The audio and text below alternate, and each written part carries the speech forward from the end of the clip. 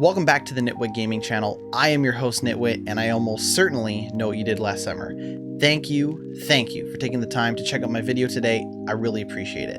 In this video, we're going to be talking about horror games, how effective horror games can be, and what elements of the genre make them so effective. I'm also going to be spending a little bit of time comparing horror games to horror movies, but for the most part, we're going to be talking just about horror games. Okay, let's get into it. To me, the biggest thing about horror games that help make them so effective is simply the fact that you are actively engaging with. When you're watching a horror movie, you're probably doing something like this. See, if that was me, I would be out of there.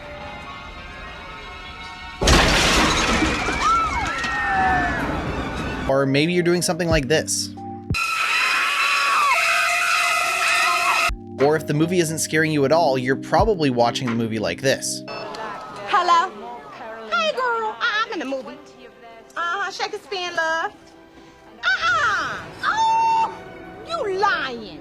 For Christ's sake, will you just shut your trap? Now, the lack of commitment that you give to a horror movie is so often why I find horror games to be a significantly more effective experience. Now, that isn't to say that I don't find horror movies scary, because I do. In fact, it doesn't take much for horror movies to scare me. I'm such a big chicken that I fist fought Peter Griffin from Family Guy 5 times now.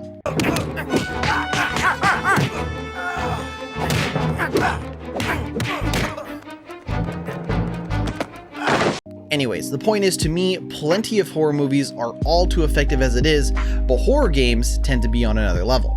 And if horror movies don't get you scared, maybe you should try horror games. Why? Because you're the only one making those horrible, sometimes cliche decisions that allow the game to scare you. When you walk through that hallway that you wouldn't have gone down, or open that door that was obviously hiding something sinister, you have no one to blame but yourself. And that absolutely is part of the fun when it comes to horror games. While watching a horror movie, you can close your eyes or cover your face and the action continues without your involvement. The stakes are lower and the dread is less intense. But you put that controller in your hands and all of a sudden, things seem a lot more intense.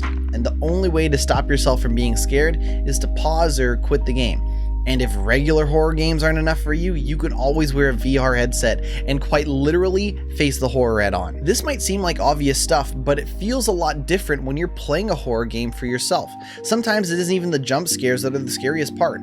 Horror games have come a long way in terms of simply presenting unpleasant imagery, dark and disturbing themes and messages, and have even tackled tragic topics like anxiety and depression and other mental health struggles like in Never-Ending Nightmares and Hellblade's Senua's Sacrifice.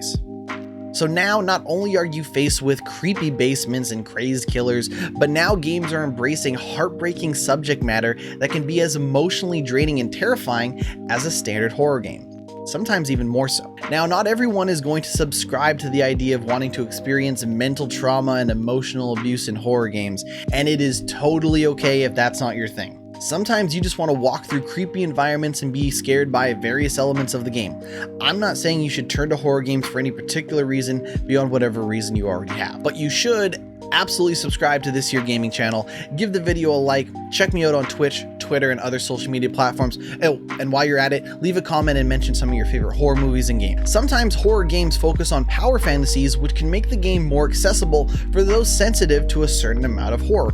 For good examples of that, there are the Fear games, or a more recent title being Dead by Daylight. By including plenty of action to break up the scares, it allows players to build up a horror tolerance, so to speak, and can get people who may be more interested in other genres of games to give horror games a shot. While you may criticize Capcom for taking so many wild swings at the Resident Evil franchise over the years between remakes and spin-offs and sequels and reboots, first-person, third-person, and multiplayer-focused games, remember that every new interpretation of the Resident Evil franchise may be just what it takes to get a new fan interested in the franchise and horror games as a whole. And if you trust Capcom to do right by seasoned Resident Evil fans like yourself, you may still find that this out-of-left-field Resident Evil game is for you. And if it isn't, that's okay too. Heck, there might even be someone out there whose first experience with the Resident Evil franchise was with one of those live action or animated movies. Kaplan, you gotta hurry, you gotta help them.